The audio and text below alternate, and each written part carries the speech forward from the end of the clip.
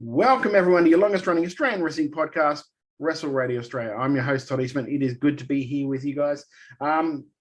Just a little update for where we're at the moment, because I know you definitely haven't seen us around on the internet or on your podcast feed or anything like that for a while. Look, as I mentioned during the last time we were together, Paul Lachlan had the vid, so he was suffering from COVID. And now up here in Brisbane, if you didn't know, we got absolutely slammed by floods. So, and one of the byproducts of that is that Lachlan lost his internet. So we are waiting for him to be able to get connected again, so he can come back on and we can argue about all the stuff we argue about on chicken salad. But until then, what we do have now is a special presentation. Tony Khan did a presser on just before Dynamite this week about Revolution this weekend, or it's coming on Monday our time. Covered a lot of things, including the video game, Cody Rhodes, a whole mess of things. The one thing he didn't cover was, because I think he was hyping it up for this week's Dynamite, was the big news, the biggest news in his world anyway, that he had bought the rights to Ring of Honor, that essentially bought Ring of Honor. What does that mean? That is very much up in the air at the moment. Now, I know a lot of people are very, very excited about this. Me from the outside, look, I'm just going to read quickly the press release he actually released out on his Twitter, and we'll go from there. And I'll just break down why I'm not exactly overly abundantly happy about this at the moment. Anyway, Tony Khan announces agreement to acquire Ring of Honor video library, brand assets, intellectual property from independent professional wrestling's most prestigious promotion, purchased under new partnership with Tony Khan. March 2nd, of course, is when it happened. Like he said, he's bought the rights or the assets of Ring of Honor Wrestling Entertainment LLC from the Sinclair Broadcasting Group, including the promotion's extensive video library dating back to 2002, brand assets, intellectual property, production equipment, and more. So that's basically, he's bought everything that you can buy that they actually had, because as of, I think it was December the 1st or something like that, all of the contracted talent were released from Ring of Honor contracts. So he essentially didn't buy any contracts. And from what I can tell, and this is just me like ballparking things, okay? I don't think he's got any time on any of the Sinclair broadcasting channels. So essentially there's no Ring of Honor TV except for maybe what would be on YouTube, which is what he already has with Dark and Dark Elevation. I assume the pay-per-view is still going ahead, Supercard Honor, because I haven't heard anything else. Of course, this is very fresh, so more news can come out for this as we go on, and I expect it will.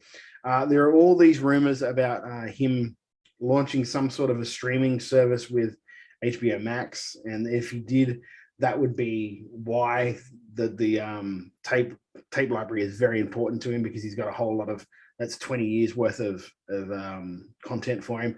Plus, they own All In, so they own the streaming rights to All In, which is essentially what gave birth to AEW. But if he paid what I think he paid, what I hear, what the biggest rumor is he paid for this stuff, which is, and it's been widely speculated across the net, so you've probably heard it, upwards of 30 million he paid for all of this stuff. So you're talking your brand assets, video library, intellectual property, all of that stuff. 30 million for the whole lock, stock, and barrel. Now, to put that in perspective, when WWE bought WCW, they paid 4.2 million, I think it was. And that was their whole tape library, the assets, all of that, because it was basically, the value was so dropped because there was no TV time anymore. There was no Nitro, wasn't going to be on TV. Thunder wasn't going to be on TV anymore. TBS was essentially cutting all of that programming. So they were basically just paying for the three letters and the tape library. And they got contracts in on that deal because you had all the Chavos and the younger guys that were already under the contracts that came in there. So there was that. I'm interested to see where they go forward with it.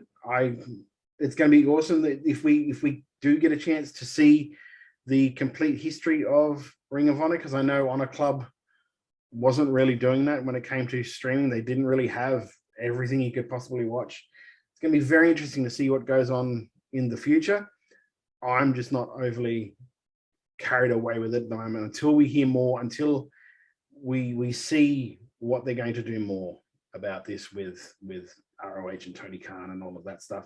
Will it be folded into a AEW type thing where Dark Elevation becomes ROH Elevation? Or, I mean, who knows? There's a whole mess of things that can happen in the future to this. So I'm optimistic because we know Tony Khan is a massive mark for ROH, a massive mark for indie wrestling. So I mean, he's not going to completely bury it, which is great. Hopefully we get to see his stuff soon. Hopefully we get an announcement, maybe with an HBO Max or some sort of streaming service before that. I'm holding my breath. I'm holding my judgment until I hear all of this other stuff, because on the surface, if you paid $30 million for a 20-year tape library and like 3 letters that you can sell on t-shirts, I'm not too sure where the value, like that much value, is in it. But we'll see. It's a very exciting time for him. I'm a little depressed that there won't be another independent company that people can go to, even though they'd sort of dropped the contract thing. It was more of a PWG type deal where they were paying people to come in for one-shot deals and all of that sort of stuff. Interested to find out what's happening on with their champions. Maybe their champions were under some sort of contracts, or I don't know. So that's a Rhett Titus, that's a Jonathan Gresham, the Briscoe brothers, which is very exciting if you're a big fan of maybe seeing the Briscoe brothers against FTR. Who knows? That can very much happen now because they're technically under the same umbrella of ownership, not company, because it's not, they weren't bought by AEW, they were bought by Tony Khan himself. So that's just to be clear on that. It's not AEW that bought them, Tony Khan bought them. So they're 2 separate companies. But it's going to be interesting to see what happens. This following thing is the press conference that happened before Dynamite, before he made this announcement. Talks a lot about what's happening at Revolution, Cody Rhodes, the video game coming up, a whole mess of things. So I thought I would, because I can't really sit down with Lachlan at the moment, because I said before, he doesn't have a internet connection. Of course, I couldn't sit down with him. I thought I'd get this and bring this to you guys. This is all the stuff I listen to gather some information, gather news and all that sort of stuff. Thought maybe I could share this with you guys as well. So that is it. Please do like and subscribe us if you're on YouTube, if you're on Apple Pods, Spotify, all of the good stuff. Give us a follow, a rating and review if you're on Apple Podcasts, all of that stuff. Facebook, Wrestle Radio Australia, and on Twitter and Instagram at Wrestle Radio AU. Please do give us a follow, because we are trying to do as much as we can for Australian wrestling when we get the chance to. If you get a chance, please say a prayer for everyone around for the floods.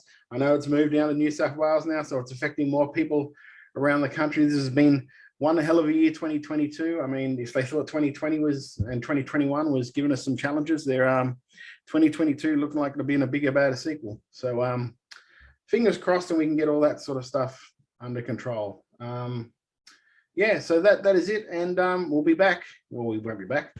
This is Tony Khan press conference right before Dynamite this week, right here on Wrestle Radio Australia.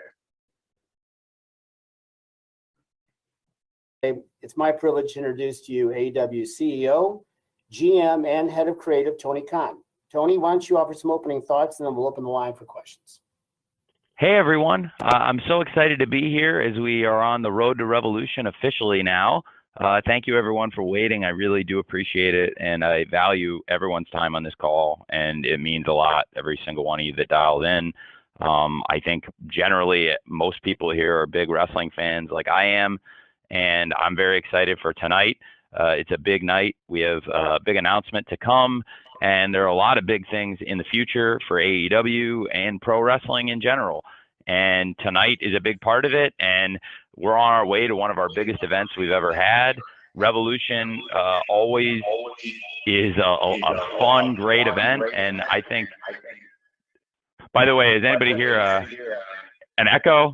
Anybody hearing the echo right now? Hopefully it's not more tech issues. I got I it. I will got it, continue. Tony. Yep. Thank you very much. I appreciate that. That was going to be a long afternoon if everything I heard was echoed. So thank you very much. And Revolution is always one of our best events.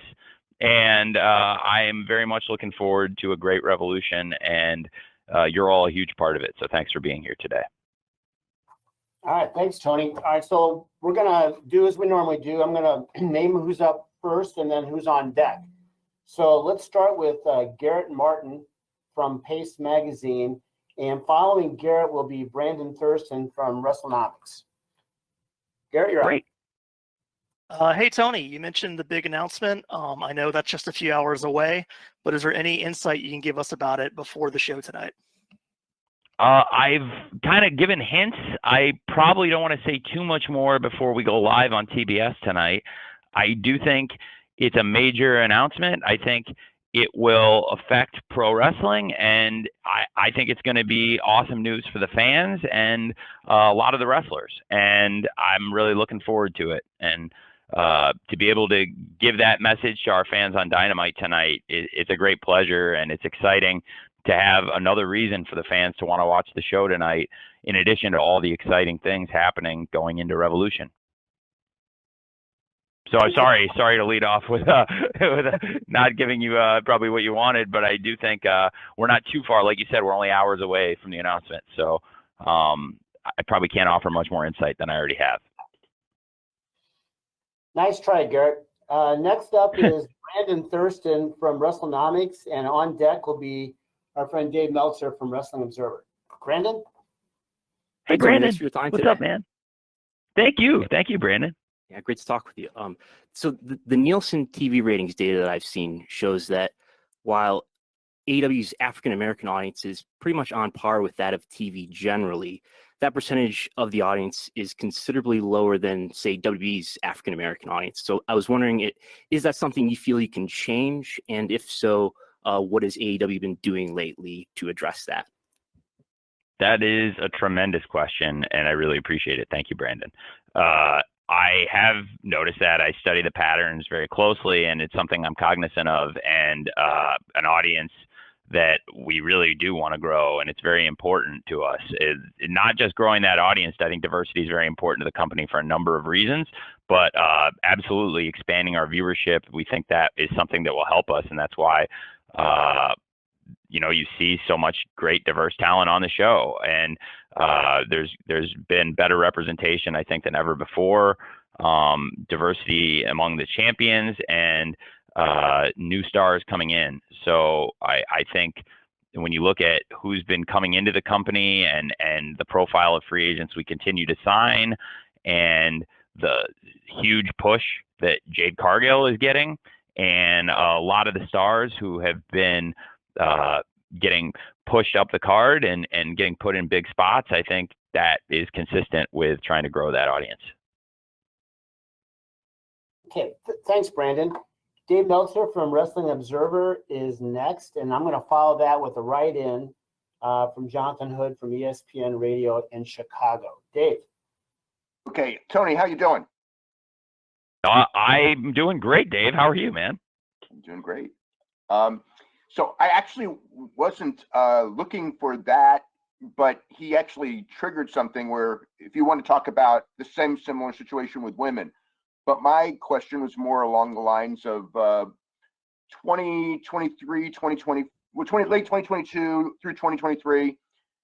Is there anything in your mind to peak the company when it comes time for the next television contract negotiations?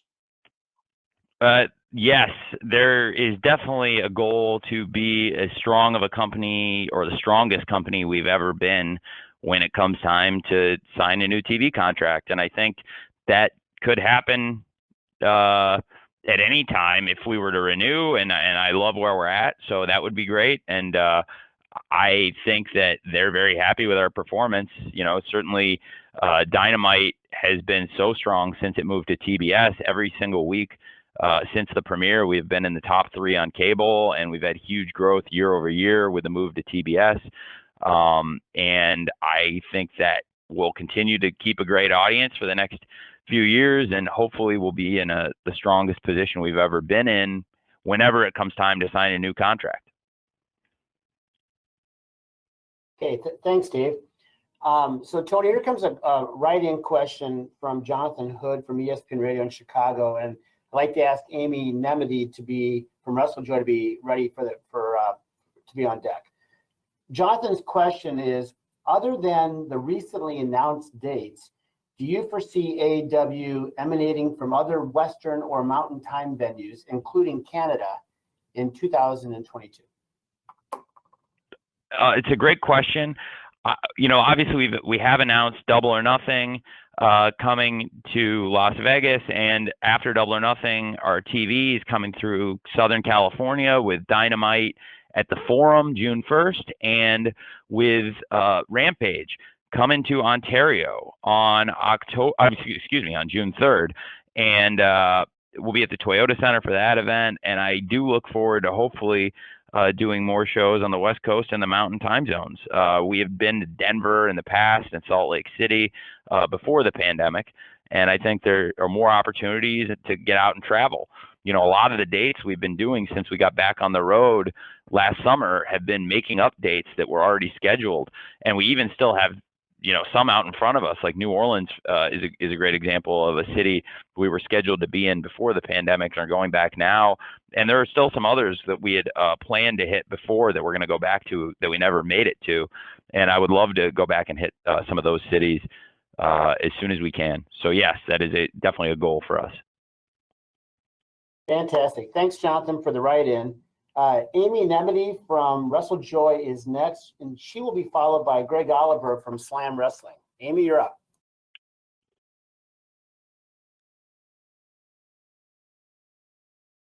Hi, Tony. Thank you so much for taking the time today. So AEW Revolution has an incredibly stacked card. By and large, people have been saying this is perhaps one of the best cards that you've been putting out. With Revolution, where we have CM Punk, MJF, Hangman, Adam Cole, Britt Baker, Thunder Rosa, etc., is Revolution going to be a show that we can look to sort of set the tone heading into the year for AEW? Absolutely, yes. I do think it will be. That's a great question, Amy, and I do really look forward to Revolution. I think exactly like you said, setting the tone for a great year. Ever since we started with the first Revolution in Chicago at the Wintrust Arena, February 29th, 2020, that was one of the strongest cards we'd ever had. I think it delivered and was one of the best shows we've ever done. And now people have come to expect great matches from Revolution. And I think absolutely this could set the tone for a great 2022. And it's awesome to be, back on the road in Orlando, in a city where there are so many great hardcore wrestling fans, and also a great travel city where people can come, and there's a lot to do, a lot with AEW, obviously. We got dark taping tomorrow and the Rampage live show on Friday, which is going to be a great card, and I've got more to announce for it that people don't know about yet. And also the Fan Fest on Saturday, all leading to Revolution. And the card itself, like you said, is one of the strongest ones we've ever had, which is consistent with a Revolution brand, and our pay-per-views in general, that we try to put the strongest cards possible. And I think that's why we have such a great loyal pay-per-view audience. So yes, I do expect Revolution can set the tone for 2022 with a great show. Thanks, Amy. Indeed. Thank you, Amy. Greg Oliver from Slam Wrestling is next, and that will be followed by a write-in from Rachel Gagliardi from Don Trelacorde. Greg?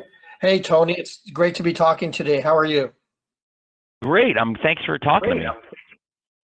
Great. I was going to ask you, we've seen the AEW roster grow in leaps and bounds in the last couple of years. And unfortunately, on the other side of things, you can't have everybody in the wrestling industry. So some people have to go. I want to know, how is it managing such a huge roster? And also, if you could comment on, he was there since the very beginning. He was integral in the formation of the company. What's your comment on unfortunately, Cody Rhodes leaving AEW? Well, it is challenging to manage such a huge roster, and it's a good challenge because I think we have the best roster in professional wrestling right now. And There are so many great stars on it, and I'm always excited when we can strengthen it and bring new people in.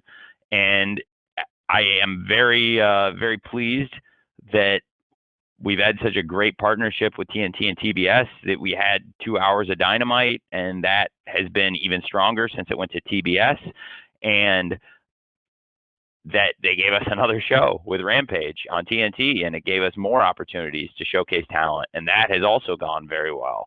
And we've consistently been one of the strongest shows in our time slot, sometimes the strongest show in our time slot. And it bodes really well for us, and I think could mean more opportunities in the future for the roster we have.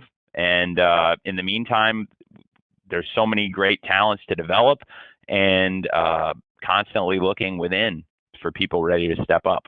And then you asked about Cody. It was very sad to see Cody and Brandy leave AEW, and I've gotten asked about it a number of times, and I haven't said much, but what I do have to say is positive, and I really appreciate both of them and what they did for us as we got started, and through the growth of the company, and wishing them the best. Thanks, Greg. Okay, now we're going to do a write-in here from Rachel Gagliardi from Donna Tra-Lacorde. Rachel asks, we finally have Dr. Britt Baker against Thunder Rosa for the AEW Women's World Championship, a clash between two amazing performers. And I was wondering what we must expect from this match, and especially from the future of the women's division after what we could already call match of the year. Well, I think you can expect a great match from them. It's been a great rivalry, and I expect that the two names will be closely associated together. Certainly in recent wrestling history, they had the PWI Match of the Year, and many people have called it the Match of the Year. I was on Busted Open Radio earlier. Dave LaGreca said it was his favorite Match of the Year too, and a lot of the fans have come up and mentioned it as one of their favorites. So the Lights Out match they had was a classic. I think this is another chapter in a great rivalry, and I'm really excited to see now, finally for the championship, Dr. Britt Baker defending the title against Thunder Rosa. It's a huge match, and it means a lot. And when you look at the history between the two, it means that much more. Thanks, Rachel. And as I was practicing how to pronounce Donna Tra-Lacorde, I forgot to ask Mike Johnson to be ready from PW Insider. So, Mike, you're going to be next, and following Mike will be Chris Mueller from Bleacher Report. Mike, you good to go? I am good to go. How are you guys doing? Great, Mike. How are you, sir? I'm good. So our good friend Greg Oliver in Canada took my two questions. So I will ask this one, which we always get, especially from younger readers, including my son. What are the plans at this point to start to get the library into a streaming service, whether something that's self-produced by the company or perhaps HBO Max, which just announced they're going to start doing some live sports? We constantly hear from younger, and when I say younger, I mean 20s to early 30s readers who don't want to be trapped into watching something on a DVR and just want to stream something on their phone. Is there any inroads made or any update on AEW having past content or current content streaming where they can find it on devices or a streaming service? Well, that's a great question. Thanks, Mike. I get asked that a lot myself too. I've been asked it several times today and in the past week. It's absolutely something that we're looking to do. I can't say much more about it right now, but absolutely we work with one of the greatest tech companies and one of the greatest content companies in the world, with Warner Media, and they're constantly growing their library and their offerings, and there would be, I think, great opportunities working together on that potentially. And I think it would be very good for the fans, and absolutely for the younger fan base, especially. Streaming is more so a part of their life and how they interact with content, and so it makes a lot of sense. Thanks, Mike. Next up will be Chris Mueller from Bleacher Report, and I'm going to follow Chris with a write-in from Randy Zelia from Back Sports Page. Chris? Great. All right. Hey, Tony. So we've seen a couple times recently, I believe mostly on Dark, we've had a couple of superstars come out to their songs from the recent AEW Who We Are album. I was curious if there's been any thought on your part of making some of those the permanent entrance music for anybody, or if maybe we might see it used for special occasions like the upcoming Revolution show. I'm leaving that to some extent up to the wrestlers themselves, especially because I think those are great tracks and they're examples where I think they're great songs to tell the stories of the wrestlers, but then there's other examples where they're great entrances. Some people have wanted to use them as their entrance and other people have not. So I'm taking it on a case-by-case basis. So that's why it's a really good question, Doc. For example, we were at the Dark tapings and we experimented with Will Hobbs, which is using his song off the album, which is a great song. And he came out and he said, I really liked it, but in the future, I think I'd like to use my original song, the Powerhouse Hobbs song.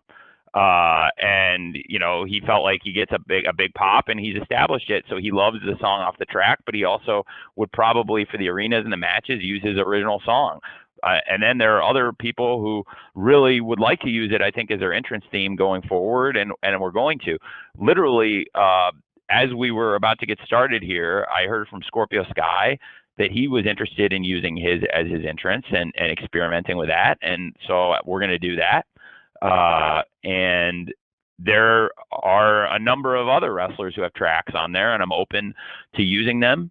So it's on a case-by-case basis, I think. And one of the most important things is that the wrestlers themselves feel good about what they're walking out to. In general, I've never asked anybody to walk out to a song they don't feel good about. I don't think it makes any sense, and it's not sustainable. So I hope that makes sense and kind of answers what you're looking for, Doc. Thanks, Chris. Coming up next here, I'm going to read a write-in question from Randy Zelia from Back Sports Page. Following this write-in question will be Stephanie McGee from Digital Spy. Tony, Randy asks, how difficult is it to manage this roster knowing you only have a set amount of hours each week? It's a great question. I kind of touched on it earlier. That's why getting Rampage was so huge for this company, because as we were expanding and signing more great talent than we've ever had, it came at a perfect time for AEW Rampage. And now we built a really good audience on Friday nights where we're consistently number one, number two, one of the top shows in that time slot, 10 p.m. Friday nights Eastern time. And that helped tremendously. And I think we get more wrestlers on TV, and it's helped us feature a lot of the stars we have and also develop young wrestlers. So it is always challenging, and I think it was challenging when it was 2 hours, and now we have more great wrestlers and 3 hours, and it's still a challenge, but it's a great thing. And the strength of the roster is good. Believe me, you'd much rather have a very strong roster with a lot of depth and challenges trying to utilize people than be very thin. During the pandemic, especially at the beginning, I was working with a very thin crew and did the best I could to make the most of what everyone contributed, and those people did a lot for us and they did great. And I'm very grateful to have a very deep crew now.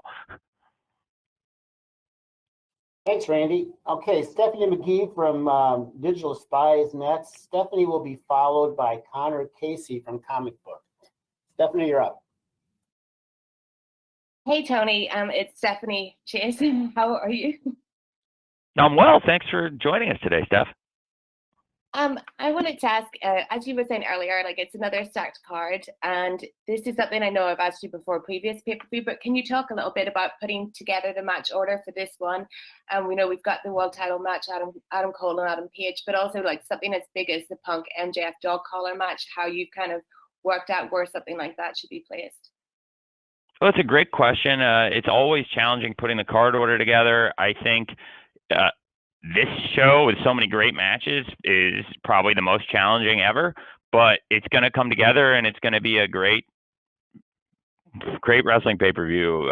Bell to bell, the thing's going to be stacked start to finish, and it's as much awesome action as you can get in 4 hours, and I think everyone hopefully will get their money's worth. And I expect it to be a great show, and the match order is definitely something to put a lot of thought into that I always think a lot about. And for this show in particular, it's going to be challenging because We have so many great matches on the card, but it's, again, same as what I was saying about depth earlier. That's good. You want to have a really strong card where you need to think about the order. And so that's one of the reasons I'm so excited for this show. I think it's as deep and strong of a wrestling card as we've ever put together. Thanks, Stephanie. Following Connor Casey, I'm going to take another write-in question. So Connor, you're up next, and then I'll have a write-in to follow. Connor? Hey, Tony, appreciate you taking the time. You guys announced that Double or Nothing will be taking place at Las Vegas's T-Mobile Arena rather than the MGM Garden Arena like you did previously. Is this a sign that you guys are targeting bigger venues for your pay-per-views going forward? Well, it is. I think, you know, we're still looking at a variety of venues, but I think that's a great venue for us. It's a premium pay-per-view, and I think absolutely looking at big venues, and T-Mobile is a top modern sports venue, and I think we had been at the MGM Grand, and that's a big venue too, and it's one of the biggest ones we've ever run. T-Mobile is a little bit newer and a little bit bigger, and I think we were looking forward to the challenge. So in this case, yeah, absolutely. Okay, thanks a lot, Connor. I've got a write-in question here from Eleanor Line from Eleanor Wrestling, whose question is probably the same question a lot of others have. Are there any plans for AEW to come to the UK in the near future? Well, that's another great question, and I don't have the exact dates. It's absolutely something I'm looking to do. Nothing I could officially announce today, but in particular, Craven Cottage is a venue where I would love to bring AEW. It's my favorite place in the world, and I can only imagine how happy it would make me to bring two things I love so much together in AEW and Craven Cottage, and for worlds to collide. I just think it would be really special. Jim, you know, I'm not trying to draw you into this and knock you off your moderator duties, but you know, I know you love the Cottage too, and it's just such a special place in the heart of the Fulham family, and I just think it would be really cool, and I would love to bring the Fulham family and the AEW people together. I think it would be neat. But I would also love to travel throughout the UK, and I have traveled extensively in England and the UK. I've driven pretty much all over the country of England, going to away matches and business meetings as the general manager and director of Fulham football. And so absolutely, it's something I really want to do. I just can't officially announce anything to you all today on that. I can announce other things today, but that's not what I'm going to get into today exactly. Well, thanks, Tony, and I totally agree on Craven Cottage, home of top of the table Fulham Football Club and Skybet Championship, heading toward promotion. Nick Hausman from Wrestling Inc. will be next, and I'm going to follow Nick with Jason Powell with Pro Wrestling Net. Nick, are you good to go?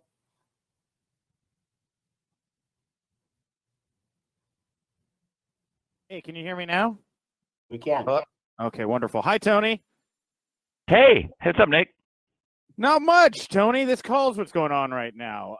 So I wanted to ask you about Jeff Hardy. He got caught on camera saying he was going to be heading to AEW. There's been a lot of teases, it would seem, about Jeff coming to AEW. Should fans consider it a foregone conclusion that Jeff is AEW bound? I don't think anybody should consider it a foregone conclusion. I do really like Jeff a lot. I think Jeff is still obligated to another company here for at least several more days, but at some point when Jeff is free and clear, I would love to have Jeff in AEW. Jeff is a friend of mine. I really like him very much, and I think the world of him. I have a lot of respect for him as a wrestler, and he's also a very nice person. And I think he would fit in very well in AEW, and we would love to have him potentially. Thanks, Nick. Jason Powell from Pro Wrestling Net is next. I'm going to follow Jason with Carol Montez from Caro Tarot. Hey, Tony, how are you? Well, how are you? Doing great. When it comes to the Cody Rhodes situation, it's been reported that you had a renewal option in the Young Bucks contract that you opted to execute. Did Cody have a similar option in his deal? And if so, why didn't you use that option to keep him in the fold? It's a great question. There have been a lot of great questions today. I know I say that a lot, but I honestly mean it. If I didn't think it wasn't a good one, I wouldn't say it. That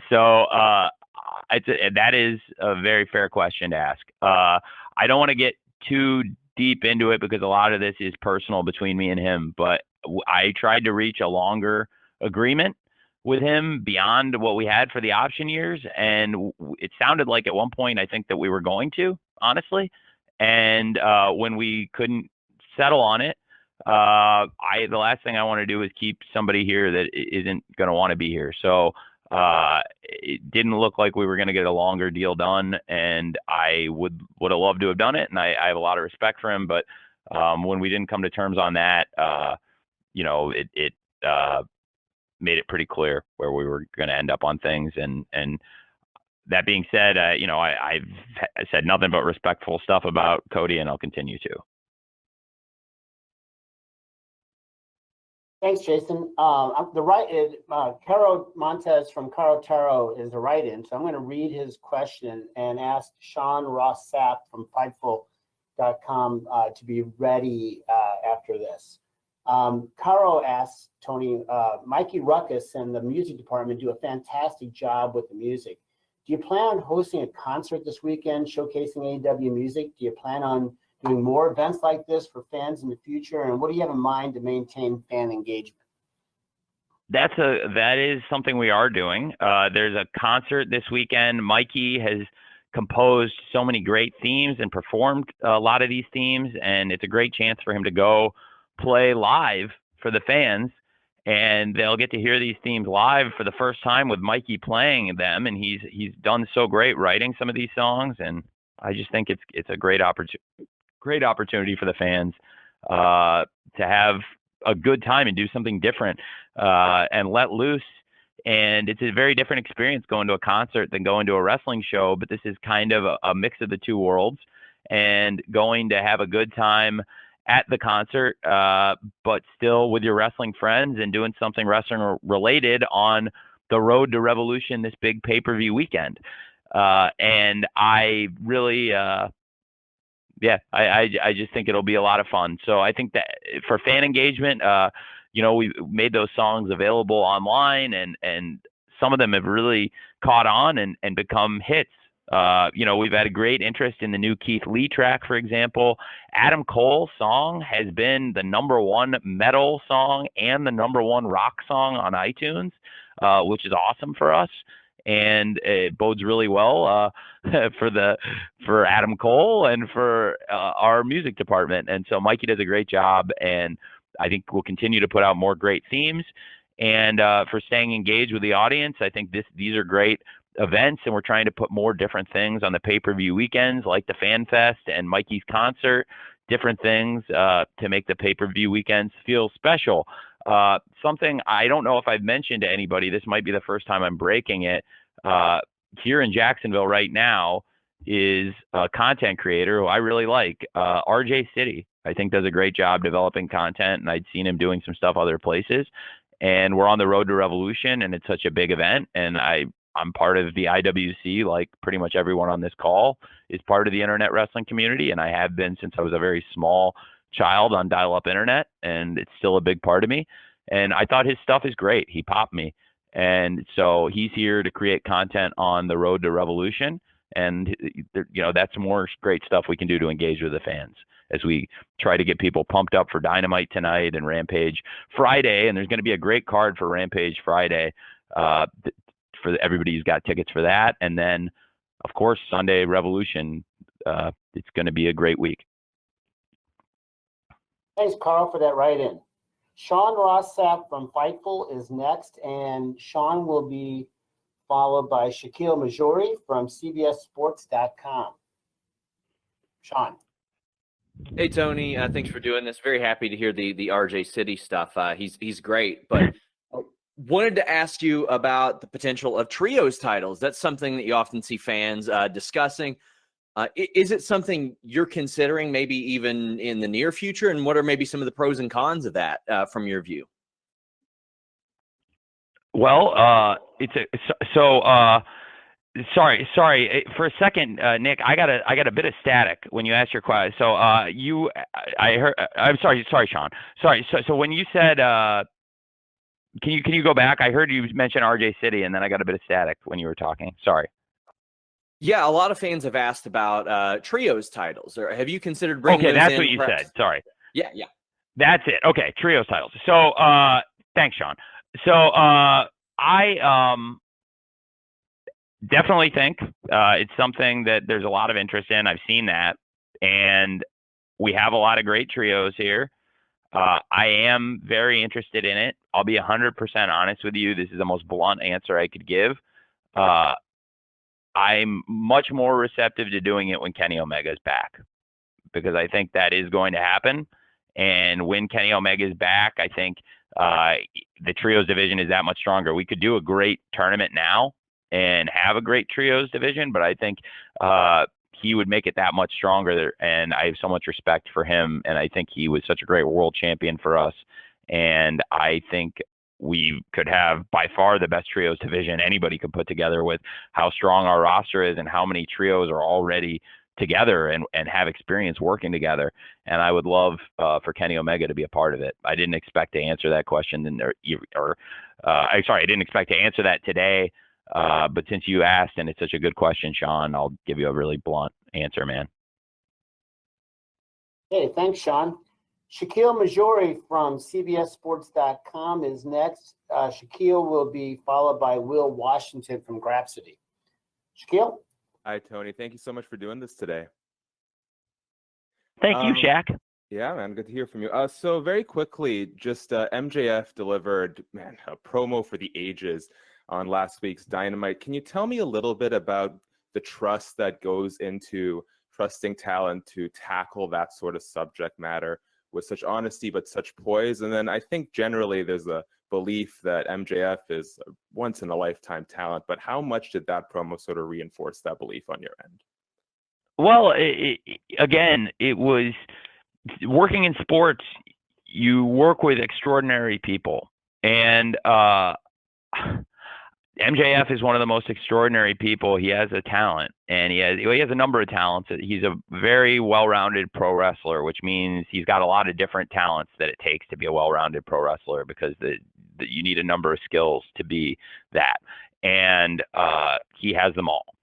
And again, when you're in professional sports, you get to work with extraordinary people, and you watch them do extraordinary things, and it becomes almost routine. And I never take for granted the extraordinary things they do. And so I never want to let it be routine or take it for granted when MJF goes out and does something outstanding. I've heard him give some of the best promos in modern wrestling, and what he went out and said, it was very moving, and it moved a lot of people, and it spoke to a lot of people, and it was not the person they expected to hear it from, which I think made it that much more impactful of a statement. And I thought it was phenomenal what he said and what he did out there.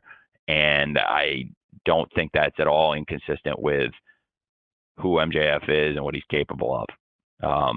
He's a phenomenal person who does extraordinary things. Thanks, Shaq. Next up is Will Washington from Grapsody. Will be followed by John Alba from Ad Free Shows. Will. Hey, Tony, how's it going? Hey, good, Will. How are you? I'm doing very good. And I'm also really looking forward to Revolution. I think the card looks amazing. I'm actually really looking forward to all 9 matches and being in attendance for them. But one of the most anticipated matches on the card is the showdown for the women's world title between Thunder Rosa and the champion Dr. Britt Baker, DMD. The last time these two faced off was at last year's St. Patrick's Day Slam, and it was historic for a few reasons, one of them being the first ever women's main event for AEW. And being that the stakes are raised this time around and the profile of both stars, and Britt's talked about it a lot as a goal of one of hers, is there any chance that this main events Revolution? And if not, do you see it happening at any of the upcoming pay-per-view events in the near future? I definitely think it's some of our major events. Britt has main evented some of the biggest events in the history of the company already. You know, Britt was a main eventer against Ruby Soho at the Grand Slam, which was the biggest event we've ever had in terms of fan attendance and mainstream attention. Britt was the main event of the first St. Patrick's Day Slam against Thunder Rosa. They were the main event, like you said, in that historic show, and that was the first ever Dynamite women's main event. And then the first ever Rampage episode, Britt versus Red Velvet in Pittsburgh, was the main event of our first show we ever had, and that was a world championship match also. So she has main evented so many of these huge shows, and time again she's delivered. So I have worked on the card order, and right now that is one of the key pivotal matches in the card. It is not what I have going on last, but it is one of the biggest matches we've had, and many of the best matches in AEW history were on pay-per-views and not necessarily the very last match, although a lot of those last matches have been great too. So it's definitely something I am open to, and obviously having had Britt and Thunder Rosa in the first St. Patrick's Day Slam main event. Again, just to reiterate, having had Britt and Red Velvet in the first ever Rampage main event period, and having had Britt versus Ruby Soho in the first ever Grand Slam main event, and then also Britt versus Riho in the first ever Battle of the Belts main event. So a lot of these signature cards, we've seen Britt defending the title, and now this is the toughest test I think she's faced as the champion or as a pro wrestler. It's a huge match. There are a lot of main events on this card. Anything really, I think, on this show almost could main event it. In this case, as Hangman has worked a really long time, and that has been a story that the fans have followed for a long time. And now Adam Cole is a top contender. I believe Hangman's match quality, bar none. I would have no exceptions to this. Since he won the title, nobody has had better matches. The two matches he's had with Bryan Danielson and the Texas Death Match with Lance Archer have probably been three of the best matches we've had in the company since he won the title, if not the single three best matches in the company since he won the title. So I am going to give him that spot and Adam Cole that spot and ask them to go out and have a great match as best they can. And I have not talked on this call as much about Adam Cole, but I could talk to him, could talk about him at length. Excuse me. I saw he told fans in an interview, gave an on-record quote that when I went to sign him, I was on the phone with him for 4 hours and 15 minutes or more than that even. And that is absolutely true. And I really believe in Adam Cole. I think I mentioned his song and how popular it is briefly, but the wrestler is also a huge part of AEW. So that is what I have planned as the final match, and I'm really excited for it. And I'm also very excited for Dr. Britt Baker and Thunder Rosa. I think all the matches are going to be great. I'm being probably very forthcoming in that answer, but I wanted to give you an honest answer now about what I'm thinking on the card order. And I think that there are also a number of other huge matches that night. Obviously, Britt versus Thunder Rosa is one of the real selling matches on this card, that world title match, but also the dog collar match with Punk versus MJF, Moxley versus Danielson, Kingston versus Jericho, and so many others, in addition to all the great championship matches and matches with championship implications. So it is probably the most challenging card to put an order on that I've ever had. But in this case, I am planning for Hangman versus Cole to go out there last. Thanks, Will. Tony, you got a few more minutes for a few more questions? Or we running out? Yeah, please. I would love to. Yeah. Okay, just want to make sure you're good with your time. So John Alba with ad-free shows is next. Then I'm going to do a write-in from Clara Stanley from One Stop Wrestling. John. Tony, thank you as always for taking the time. Hope your day is treating you well. Looking forward to being at Dynamite tonight and at Revolution this weekend.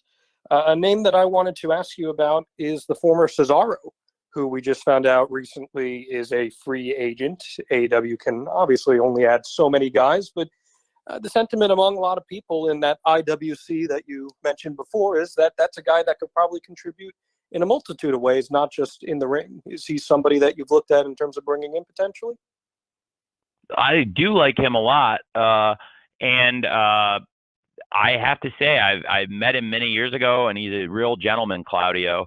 I have a ton of respect for him as a pro wrestler. I think he's a great athlete. He's a phenomenal athlete. Let's be honest. His strength is, tip top. He's very few peers in the power department, and also mentally, he puts great matches together. He's got great psychology and just a great guy. So yeah, I mean, that's always something I would be open to. Thanks, John. Here's a write-in question from Claire Stanley, and following Claire, I'd like to call on Izzy from the Hot Tag.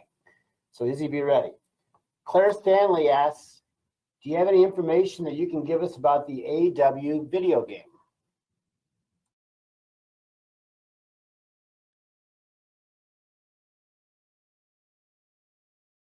No, sorry, Jim. I had a bit of static on the line. So what about the video game? Sorry, Jim.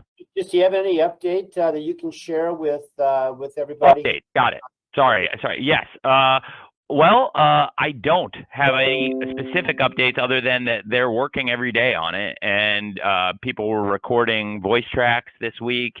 I think at AEW Dark, we'll be recording some content. So anybody who's at Dark, you may end up in the video game as doing some chants.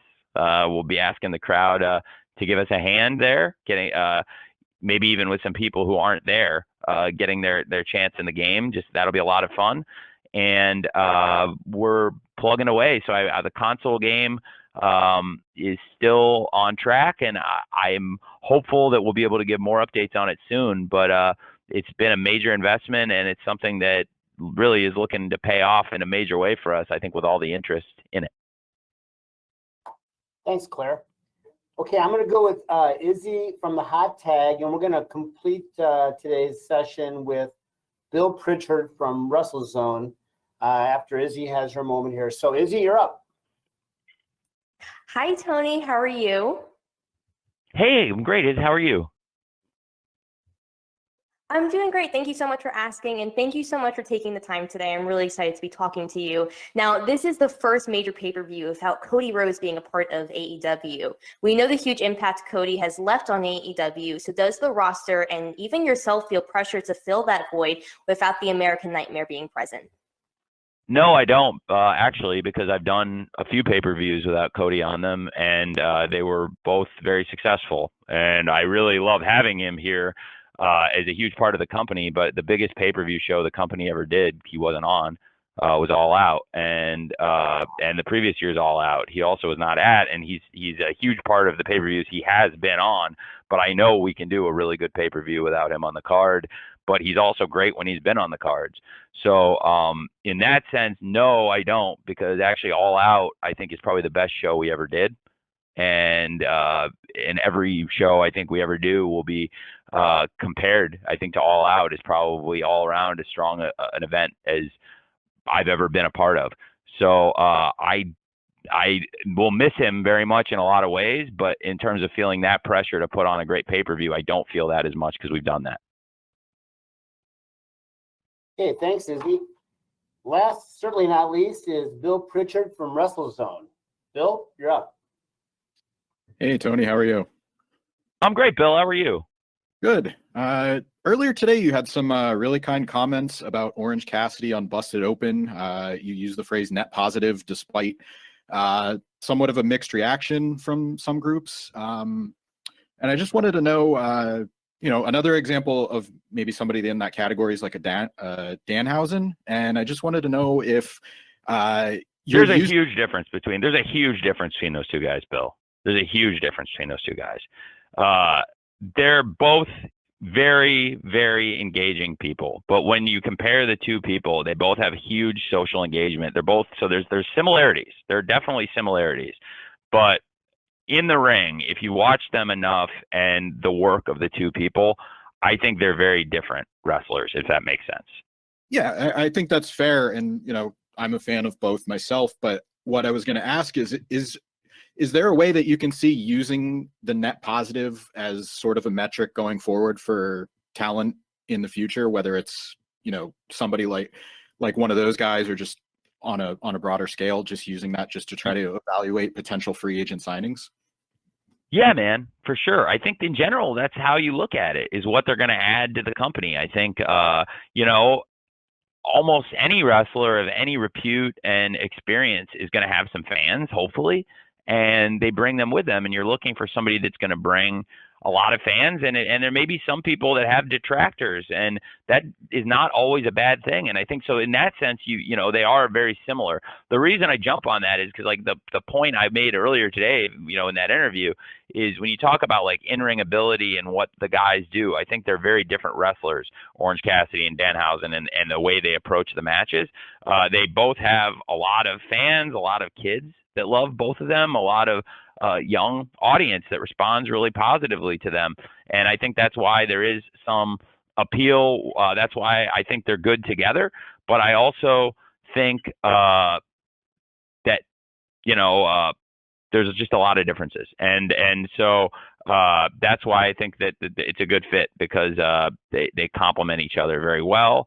And Orange Cassidy, no matter what anybody thinks of him, has had a lot of matches that have done really big TV ratings, and has delivered in big match after big match after big match. And Danhausen is somebody who's got a huge audience already before he came to AEW. A lot of people really like him. And so comparing the two of them, I think, is apples and oranges. But if you're asking, which you are asking, if I'm using that kind of net positive as a good barometer for how I think somebody can affect the company, yeah, that's a great question, man. Absolutely. And it's an ever changing barometer.